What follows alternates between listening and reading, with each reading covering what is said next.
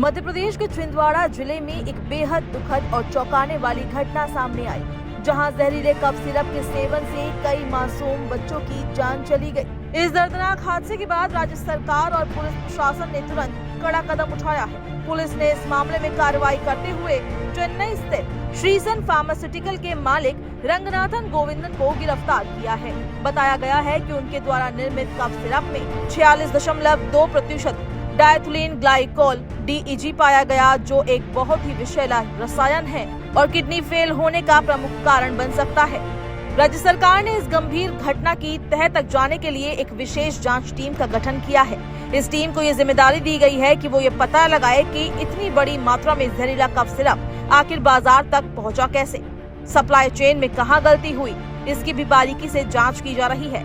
वहीं छिंदवाड़ा पुलिस को बड़ी कामयाबी हाथ लगी है। पुलिस ने कंपनी के मालिक रंगनाथन गोविंदन को गिरफ्तार कर लिया है। बता दें कि रंगनाथन गोविंदन पर 20,000 रुपए का इनाम भी घोषित था। तमिलनाडु में कई दिनों तक तलाशी अभियान चलाने के बाद मध्य प्रदेश पुलिस की एक टीम ने उसे चेन्नई से गिरफ्तार किया। श्रीसन फार्मास्यूटिकल्स द्वारा तैयार किया गया कफ सिरप बच्चों को सामान्य सर्दी और खांसी के इलाज के लिए बेचा जा रहा था, लेकिन इसके अंदर मौजूद डायथुलिन ग्लाइकोल नामक रसायन ने इसे मौत का कारण बना दिया।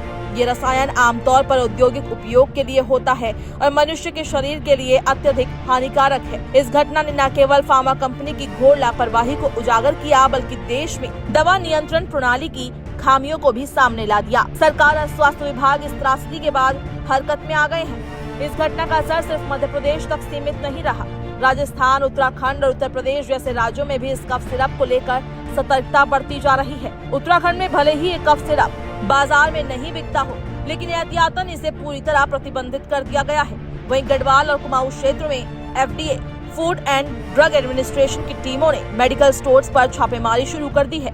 वे कफ सिरप के सैंपल इकट्ठा कर उनकी जांच कर रही है। राजस्थान और मध्य प्रदेश में बच्चों की मौत की पुष्टि होने के बाद उत्तर प्रदेश में भी बड़ी कार्रवाई की गई है। यहाँ अब तक 359 कफ सिरप के सैंपल जांच के लिए लैब भेजे जा चुके हैं। राज्य के औषधि निरीक्षकों को निर्देश दिए गए हैं कि वे सिरप बनाने वाली सभी कंपनियों पर छापे मारे और उत्पादों की गुणवत्ता की जाँच करें। इस पूरे मामले पर मध्य प्रदेश के उप मुख्यमंत्री और स्वास्थ्य मंत्री राजेंद्र शुक्ला ने बयान देते हुए कहा कि छिंदवाड़ा, पांडुर्ना और बैतूल जिले में अब तक 20 बच्चों की मौत हो चुकी है। इसके अलावा कुछ बच्चे नागपुर में अभी भी जिंदगी और मौत के बीच जूझ रहे हैं। सरकार इस मामले को लेकर बेहद गंभीर है और दोषियों को किसी भी हाल में बख्शा नहीं जाएगा। सरकार ने श्रीसन फार्मास्यूटिकल के सभी उत्पादों की तत्काल जांच और बाजार से उनकी वापसी के आदेश दे दिए हैं। इसके साथ ही फार्मा इंडस्ट्री में सुधार और निगरानी को लेकर भी नई नीतियों पर विचार शुरू हो चुका है।